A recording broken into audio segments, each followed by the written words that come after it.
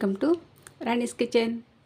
ఈరోజు మీకు నేను ఒక చక్కటి పప్పు చేసి చూపించబోతున్నానండి. అదేంటంటే తీపి గుమ్మడికాయ పప్పు.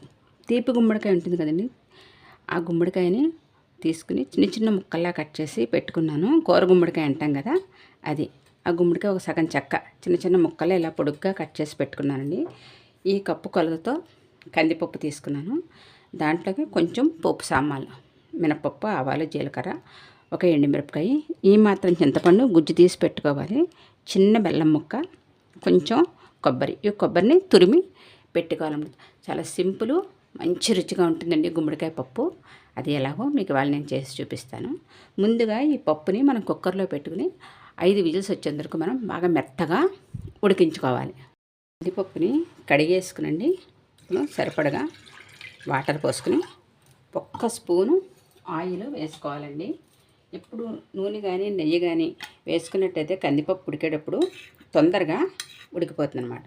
ఒక స్పూను ఆయిల్ వేసుకుని మనం మూత పెట్టేసుకుని ఒక 5 విజిల్స్ వచ్చేంత వరకు దీన్ని మనం ఉడికించుకోండి. బాగా మెత్తగా ఉడకాలి పప్పు.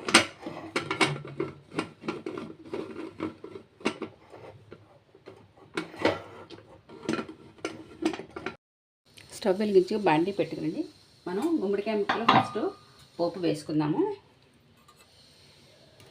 కొంచెం ఒక 3 స్పూన్లు ఆయిల్,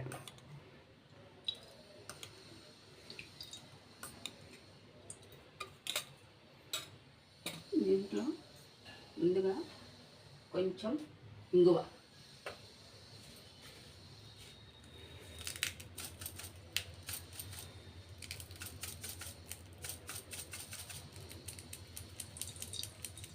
ఇది మాత్రం ఇంగువ సరిపోతుంది. ఇంగువ. ఇప్పుడు మినప్పప్పు, ఆవాలు, జీలకర్ర, పోపు. ఈ పోపు కొంచెం దోరగా వేగనిద్దాం. ఇప్పుడు ఎండుమిర్చి వేసేద్దాం పోపులో. ఈ పోపు వేగిపోయిందండి. ఇప్పుడు గుమ్మడికాయ ముక్కలు వేసుకుందాం. గుమ్మడికాయ ముక్కలు ఈ పప్పు కండి కుక్కర్లో పెట్టి ఉడికించకూడదు, మనకు ముక్కల్లానే ఉండాలన్నమాట. అందుకని నేను పోపులో వేసి దీన్ని మగ్గనిస్తాను. కుక్కర్లో పెట్టేసిన మెత్తగా పేస్ట్ లాగా అయిపోతాయి, అలా ఉండకూడదు. అందుకని ఎప్పుడు ఈ పప్పుకి ఇలాగే ఉడికించాలన్నమాట గుమ్మడికాయ ముక్కలు. దీన్ని మూత పెట్టేసుకుని 10 నిమిషాలు దీన్ని నెమ్మదిగా మగ్గనిద్దాము. ఇలా కొబ్బరి మనం తురిమి పెట్టుకుందాం. ఉడికిపోయిందండి. ఇలా మెత్తగా చేసేసుకోవాలి దీన్ని.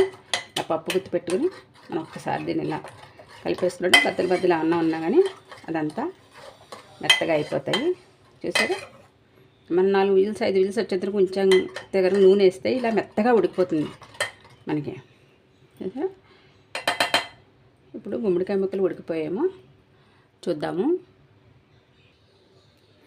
ముక్కలు ఉడికిపోయండి. ఇప్పుడు ఈ పప్పు వేసి ఈ పప్పులో ఇంకొక 5 నిమిషాలు మనం ఈ ముక్కల్ని ఉడకనివ్వాలి. కొంచెం వాటర్ పోసుకుందాము.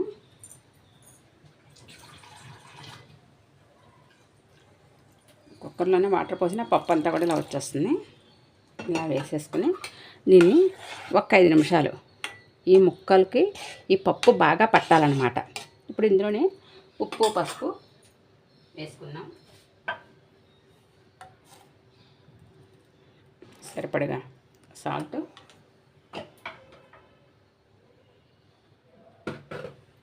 కొంచెం పసుపు. ఇవి ఒక 5 నిమిషాలు ఈ పప్పులో ఇవి ఉడికిన తర్వాత అప్పుడు మనం చింతపండు పులుసు, బెల్లము వేసుకోవాలి.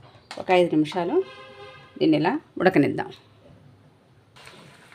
చూడండి, ఇలా ఉడుకుతున్నప్పుడు మనం దీంట్లో చిన్ని బెల్లం ముక్క కొంచెం స్టవ్ సిమ్లో పెట్టుకుందామండి. చూసారు, ఇలా ఉండాలి. మరి గట్టిగా ఉండకూడదు, మరి పల్చగా ఉండకూడదు. ఈ పప్పు గుమ్మడికాయ ముక్క కూడా చక్కగా ఉడికింది. మనం ఇలా నొక్కితే చూసారా తెలిసిపోతున్నాం, ఉడికిపోయింది. ఇప్పుడు ఈ మాత్రం బెల్లం ముక్క, మనం ఇందాక చింతపండు గుజ్జు తీసి పెట్టుకున్నాం కదా, ఆ గుజ్జు కొంచెం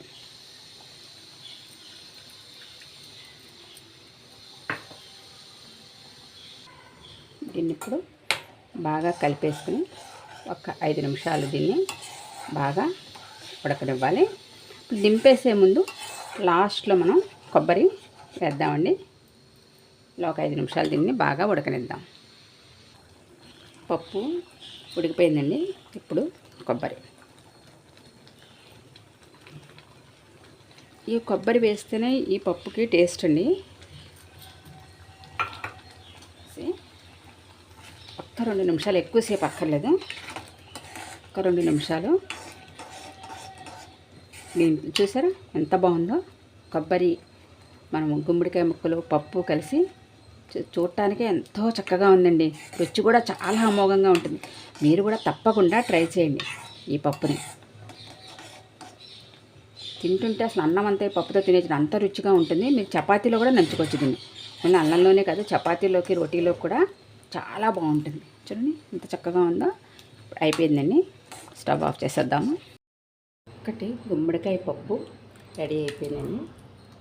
చూడండి ఎంత బాగుందో, ఎంత టేస్ట్గా ఉంటుందంటే సూపర్ టేస్ట్గా ఉంటుందండి. చక్కటి గుమ్మడికాయ పప్పు రెడీ అయిపోయింది. పైనుంచి కొద్దిగా కొంచెం కొబ్బరి ఇలా వేసుకున్నామంటే ఈ పప్పు తింటే ఉంటుందండి, ఎంత అమోఘంగా ఉంటుందో. మీరందరూ కూడా తప్పకుండా ట్రై చేయండి. నా ఈ ఛానల్ని లైక్ చేయండి, షేర్ చేయండి, సబ్స్క్రైబ్ చేయండి.